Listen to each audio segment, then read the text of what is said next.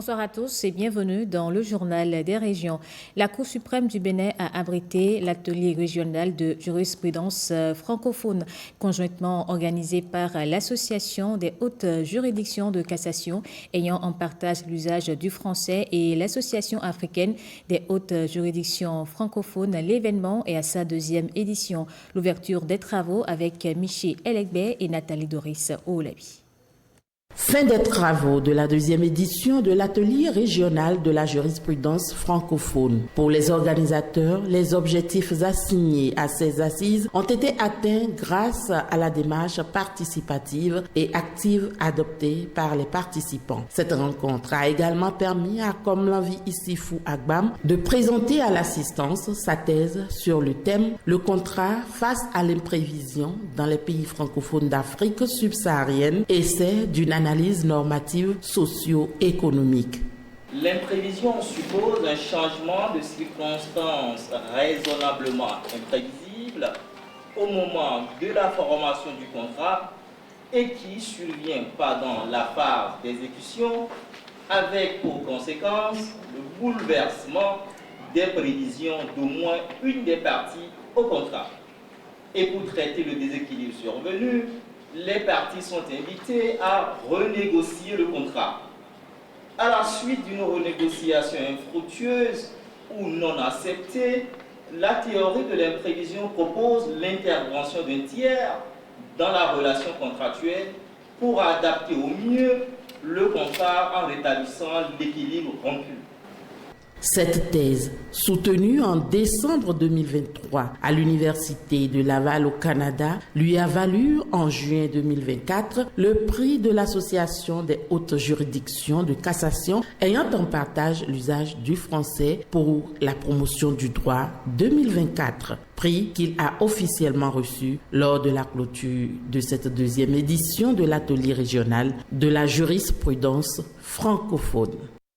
Les membres du Conseil départemental de concertation et de coordination du ZOU ont tenu leur deuxième session ordinaire. La rencontre a permis aux membres du Conseil de supervision des 9 communes du département de discuter des questions relatives au développement économique, social et culturel de leur localité. Pierrette Adanyossi et Kanel Kapo. Les plans de développement communal, 4e génération des communes du ZOU, sont en cours d'élaboration et plusieurs communes les ont déjà fait. L'adoption des plans de développement communal de certaines communes, la bonne gouvernance des collectivités locales sont les principaux points inscrits à l'ordre. Les PDC des communes d'Agbanizou, de Boïko, de Kové, de Djidja, de Zakota et de Zobodome ont été transmis au ministère en charge du développement. Pour ce qui concerne les communes d'Abomey et de Ouenki, leurs PDC sont déjà validés au niveau de leurs conseils communaux et transmis à la préfecture. Le seul PDC qui est attendu, celui de la commune de Zairando, se fait toujours désirer. Dans la rubrique de la bonne gouvernance de nos communes, la gestion du patrimoine immobilier pose encore des difficultés de transparence. Donc, c'est le moment d'inviter, une fois encore, les secrétaires exécutifs de nos communes à mettre la pression sur les cabinets en charge des lotissements dans vos communes, à vous transmettre les documents relatifs au recasement autorisés pour la prise des actes de leur clôture, en tout cas au plus tard le 31 décembre 2024. À défaut, je suspendrai d'office à nouveau tout recasement sur les 30 de lotissement non clôturés. À cette deuxième session, il a également été question des dispositions à prendre pour une gestion de la veille pastorale et de la sécurité des personnes et des biens. Ces préoccupations feront objet des sujets à débattre au cours de la prochaine tournée statutaire du préfet du ZOU, ainsi que de plusieurs autres questions touchant le développement du département. La tournée statutaire du préfet de la Donga a démarré mardi. Il est allé au contact de la population de Kopargo pour s'enquérir des efforts du conseil communal pour le développement, mais aussi des défis. Sur cette trace, Jean-Claude James et Yves Agodopessi. Toute première expérience pour Jacques Roland Amadou, 6 mois après sa prise de fonction. À la Maison des Jeunes, il est accueilli par les forces vives de Kopargo, engagées sur la voie du développement. Je voudrais remercier à travers vous le chef de l'État, le président Patrice Talon, pour les actions en cours dans la commune de Kopago, pour ce qui est de la mobilisation des ressources propres de la commune de Kopago, sur une prévision de 48 164 007 francs CFA, 42 225 485 francs CFA ont été mobilisés.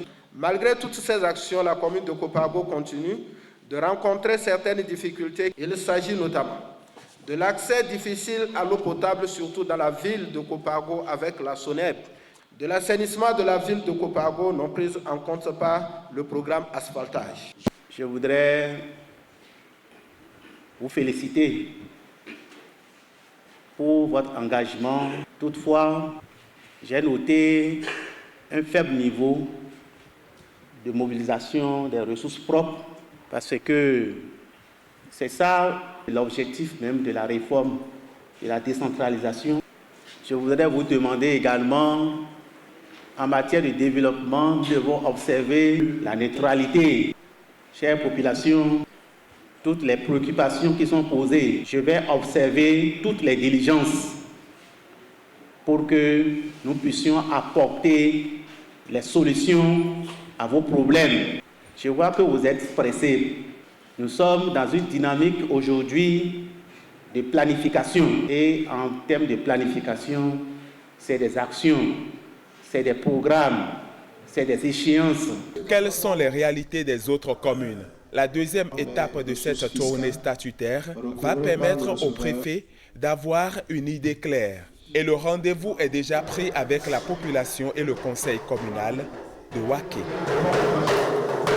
La sécurité dans le Nord Bénin préoccupe les femmes de WOP Bénin et celle du caucus parlementaire du Bénin. Ces deux organisations se sont réunies en atelier sur la question. Occasion pour elles de présenter aux institutions de la République et aux partenaires techniques et financiers un document de plaidoyer sur tous les aspects liés à l'insécurité dans quelques départements du Nord. Le point avec Cynthia Quimpon et Bernard Diogé.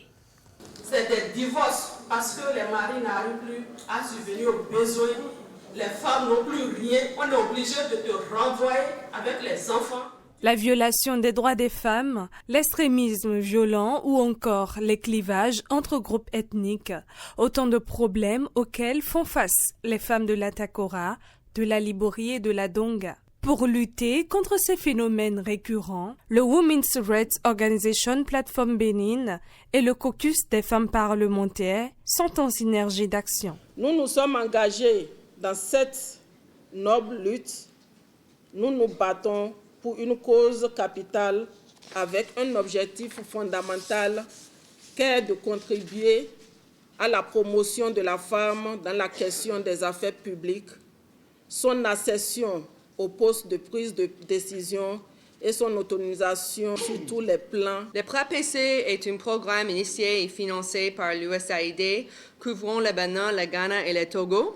Mis en œuvre depuis 2021, son objectif principal est de renforcer la cohésion sociale et soutenir les communautés en apportant un soutien financier et technique à leur action. Plusieurs axes de plaidoyer des femmes locales ont été exposés et examinés. Cohésion sociale et vivre ensemble pacifiquement, employabilité, autonomisation et contribution à l'économie locale, femmes, promotion politico-administrative, participation à la gouvernance et au développement local. Durant 5 mois, la plateforme Europe, en collaboration avec les élus parlementaires, ont parcouru 12 communes et 77 arrondissements. Au cœur des préoccupations, la promotion de la femme dans tous les domaines, ce qui lui permettra de participer à la consolidation de la paix et au développement durable. Voyons maintenant ces actes qui honorent la mémoire d'un universitaire africaniste émérite. Il s'agit des actes du colloque scientifique dédié en décembre 2022 au professeur académicien Olabiyi, hélas disparu. Ils sont contenus dans un ouvrage intitulé « L'abeille et le miel, oralité, identité et diplomatie interculturelle ». Ces actes ont été rendus publics. Cynthia Quimpon et Igor Ayuso. Le vaste héritage intellectuel et l'édifiant parcours du professeur Olabiyi sont présentés dans cet ouvrage de 376 pages. Un symbole de reconnaissance à l'illustre disparu pour les combats menés au service de la reconnaissance africaine. Aujourd'hui, l'ouvrage est là. Il est à vous, universitaires, parents et amis du professeur.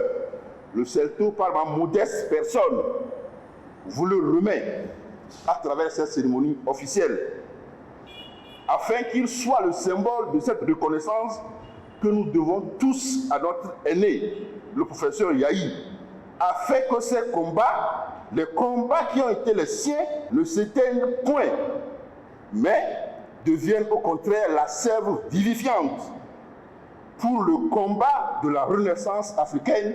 Célébrer les personnalités de leur vivant ça a un sens, parce qu'il aurait eu la chance de participer, de voir comment est-ce que les gens ont apprécié ces œuvres. Cette cérémonie d'hommage a donné lieu à un concert de témoignages de ses anciens étudiants et collègues universitaires. Le professeur Yahi, c'était une sorte de lumière pour les gens de ma génération, ce qui nous a beaucoup inspiré à travers ses qualités d'homme de science, mais aussi les valeurs humaines qu'il nous faisait vivre au quotidien. Et quand vous allez chez le professeur Yahi, vous vous sentez toujours en famille. Pour moi, le professeur Yahi est un immortel. Le feu professeur Olabiyi Yahi était un grand amoureux des langues et cultures africaines. Il a été rappelé à Dieu le 5 décembre 2020 à l'âge de 80 ans. Un département des Émirats arabes unis en collaboration avec l'Association pour l'entraide et le développement social au Bénin a organisé un colloque de poésie arabe. L'objectif est de promouvoir la langue arabe au Bénin. Le colloque s'est déroulé en présence des ambassadeurs des Émirats arabes unis et de l'Égypte près le Bénin, Heureuse Danondé et Ramatou Lawani. Quand on voit un Africain qui maîtrise la langue arabe et il arrive à écrire une poésie en arabe, ce n'est pas facile. Ils sont 7 jeunes musulmans passionnés de la langue arabe.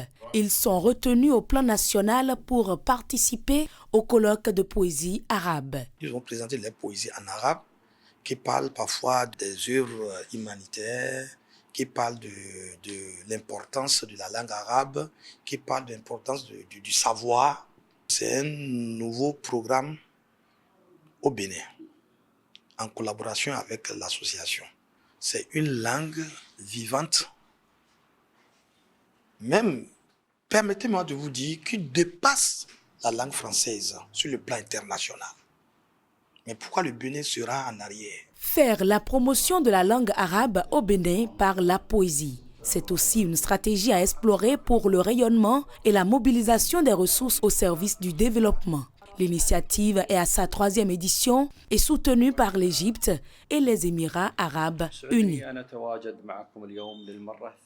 Il a d'abord parlé de l'importance de la langue arabe, de la langue arabe sur le plan international et l'effort que son pays fournit pour la promotion de cette langue-là sur le plan national et international, et surtout en Afrique, dont le Bénin, en collaboration avec l'association pour l'entraide et le développement social.